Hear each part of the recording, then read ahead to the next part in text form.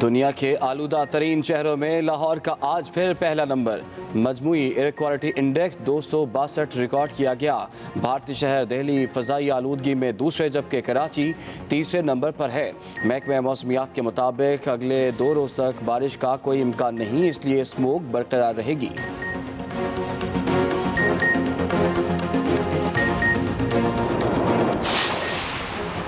लाहौर के हल्का ने 133 के ज़िमनी इलेक्शन में मुस्लिम लीग नून की जीत। शाइस्ता परवेज़ मलिक 46,811 वोट लेकर कामयाब करार पाई। पीपल्स पार्टी के असलम गिल 32,313 वोट ही ले सके। मुस्लिम लीग नून के कारकुनों का जश्न।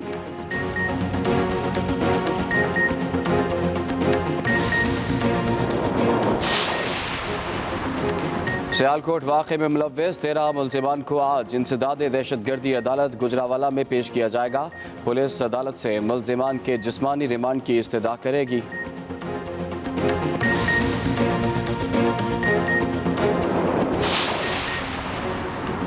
दरिंदों में मौजूद वाहिद इंसान को कौम का सलाम। वज़ीर-ए-आज़म इमरान खान का श्रीलंकन मैनेजर को बचाने की कोशिश करने वाले मलिक अदनान को तमग़ा शुजाअत देने का ऐलान।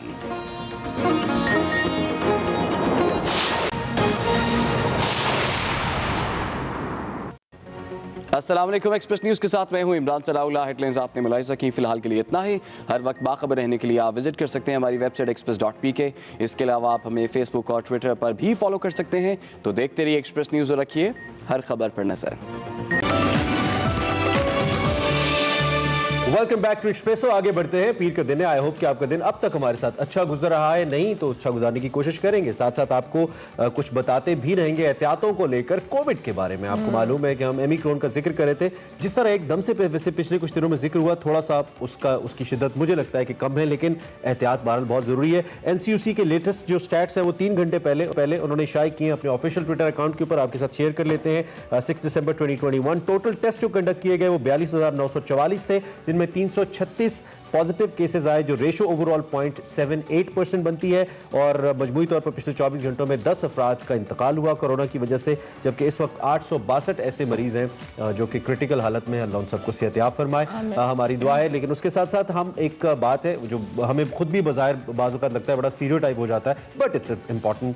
स्मोक की वजह से भी वैसे, लेकिन overall mask and with that vaccine बहुत जरूरी है। एग्जैक्टली। उसके साथ साथ एनसीओसी की जानिब से रिस्ट्रिक्शंस को भी मजीद एक्सटेंड किया गया है। पहले 6 ममालिक पे सफरी पाबंदी आई थी, अब 15 ममालिक पे कर दी गई है। ओमिक्रॉन के हवाले से दुनिया भर में ये इसका जो कोविड का वेरिएंट है ये पाया जा रहा है ममालिक में, और उस वजह से सफरी पाबंदियां भी लगाई जा रही हैं। लेकिन ये कहा जाए कि इस वेरिएंट से या इस ओमिक्रॉन की हम बात करें तो इतनी ज़्यादा अमवात नहीं हो रही, लेकिन फिर भी डॉक्टर्स खदशा जाहिर कर रहे हैं कि ये लीथल हो सकता है। तो लिहाजा आपने एहतियात वही बात है कि करते रहना है, क्योंकि आगे आगे मैचेस भी आ रहे हैं, PSL आ रहा है, कुछ हैपनिंग्स होने वाली हैं। तो अगर आप चाहते हैं कि आप भरपूर तरीके से इन मैचेस को, इन पब्लिक गैदरिंग्स को, नॉर्मल जिंदगी की तरफ आ सके, तो एहतियात जरूर करें और सबसे बढ़कर वैक्सीनेशन जरूर लगवाएं। जिन लोगों को वैक्सीन लग चुकी है, उसके बाद अगर आपको 6 माह हो गए तो बूस्टर डोजेस के हवाले से भी कहा जा रहा है कि आप लगवा सकते हैं। सेंट्रल गवर्नमेंट की जानिब से तो ये कहा गया। फर्दर इस पे क्या नहीं, मेरे अभी नहीं हुए, मेरे 6 महीने नहीं, हमारे भी नहीं, 6 महीने तो बूस्टर डोज की जरूरत नहीं है। खैर, अगर आपके हो गए तो आप लगवा लीजिए, बहुत अच्छी बात है। दूसरी बात, जो पाकिस्तान आ रहे हैं ट्रैवल करके, उनके लिए PCR टेस्ट को लाजमी करार दिया जा रहा है। आपने कोविड टेस्ट करवाना है पाकिस्तान आने के बाद। पाकिस्तान ने पहली 4 वेव्स के अंदर बहुत अच्छे इनिशिएटिव दिए थे, जिसमें सबसे इंपॉर्टेंट, लोगों को लगता नहीं है कि वो छोटा या एक गैर अहम इक़दाम है, बड़े अहम इक़दाम है। हुकूमत को क्रेडिट देना चाहिए उसके ऊपर। और कोविड सिचुएशन से हम बड़े अच्छे तरीके से निकले। दो कि कुछ अमवात भी हुई इसमें कोई शक नहीं है, लेकिन दुनिया भर के मुकाबले में पाकिस्तान इंडिया की एग्जांपल हमारे सामने है। बड़ी वर्स्ट एग्जांपल थी वहाँ पे। आपको मालूम है ऑक्सीजन नापैद हो गए थे, डेल्टा वेरिएंट ने बहुत तबाही मचाई थी वहाँ पे इंडिया पे। और वहाँ पर हमारे सामने हम सब ने देखा कि किस तरह से पाकिस्तानी गवर्नमेंट को एक क्रेडिट बनता है कि उन्होंने बहुत बेहतर अंदाज में इस चीज को कंट्रोल किया। ऑब्वियसली एक जान भी जाया हो वो कीमती होती है, लेकिन स्टिल हम बात करें तो ऑब्वियसली उसमें अवाम का ताउन था तो वो चीज कंट्रोल हुई। अब भी हम ताउन करेंगे तो अल्लाह करे हम इससे निकल जाए। अब निकल ही जाए इससे, अब तो तंग ही आ गए, वैसे थक ही गए जिसे कहते हैं ना कोविड से। खैर, अल्लाह पाक हमारी इससे निजात दिलाएं। और अब सेगमेंट की जाने जाना है बिल्कुल। निकले तेरी तलाश में लाहौर से यारकन पे बात हो रही है। किताब मुस्तनसर हुसैन तार साहब और वकार अहमद मलिक की। देखते हैं निकले तेरी तलाश में।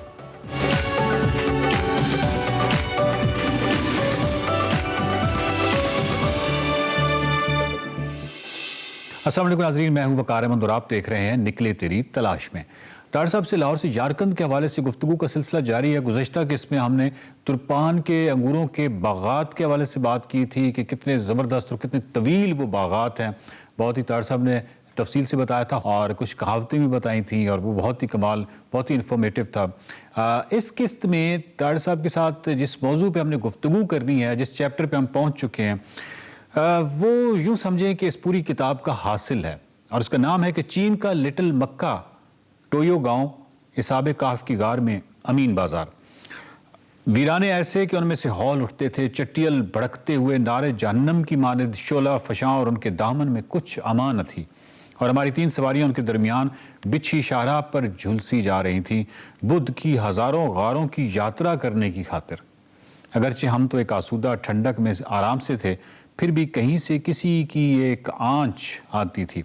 और ये आगे पे तार साहब ने आगे लिखा है कि बेशक फ्लेमिंग माउंटेन्स की जानिब से एक आंच आती थी, लेकिन इसके सिवा भी एक और आंच आती थी और वो आंच मक्का की जानिब से आती थी। तार साहब, आप ये बताइए कि ये बाकायदा, मतलब मैं तो ये समझूंगा एक दरियाफ्त है, क्योंकि हमारे यहाँ आप बारहा इस लाहौर से झारखंड के सफ़रनामे में ये जिक्र कर चुके हैं कि हम बहुत ही कम इल्म लोग हैं और स्पेशली सिंकियांग के हवाले से तो हम बहुत ही कम इल्म लोग हैं। हालांकि हमारी सरहद पार इतनी कदीम उनकी जो तारीख़ है, उनकी जो सकाफ़त है और फिर उनके हमारे ऊपर असरात भी हैं रिलेशंस, लेकिन हम कुछ नहीं जानते।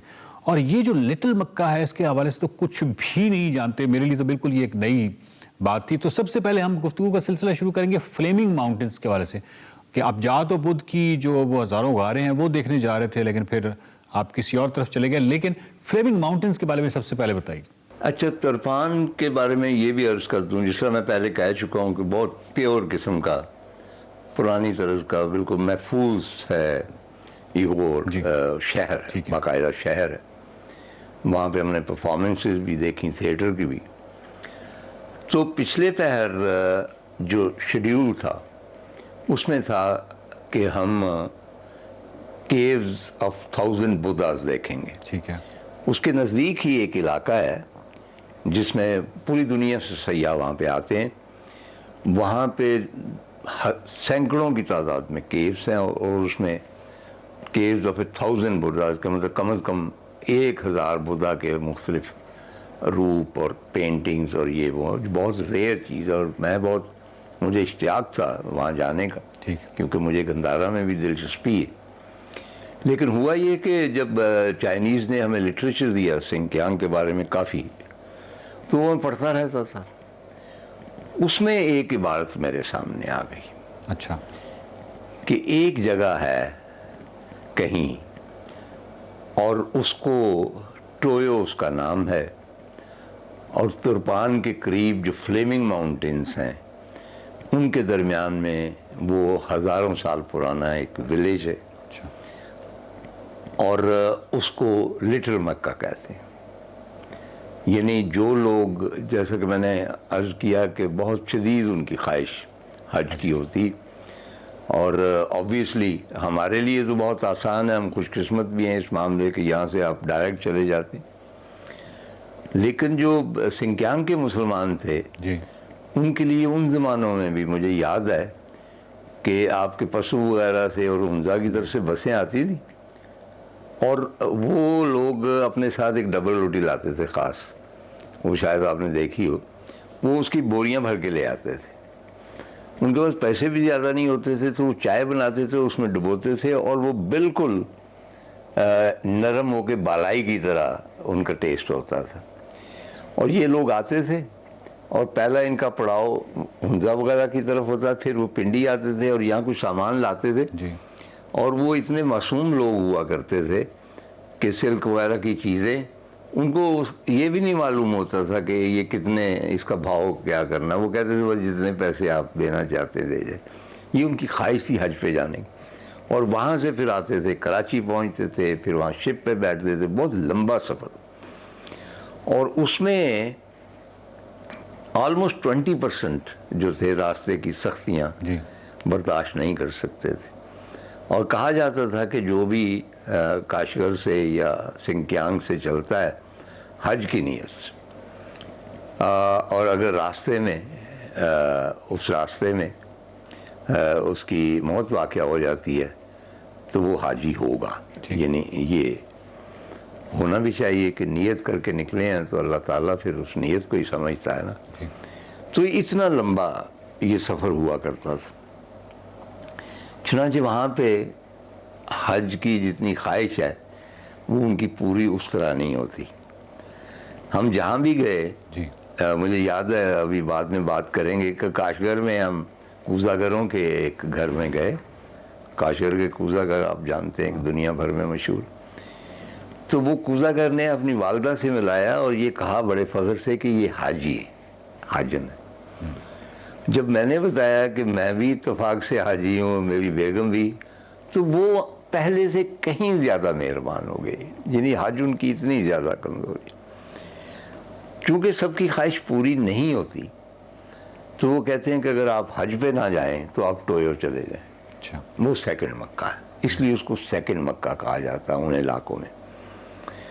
और उसकी एक तौजीह भी है, और तौजीह ये है कि उनके अकीदे के मुताबिक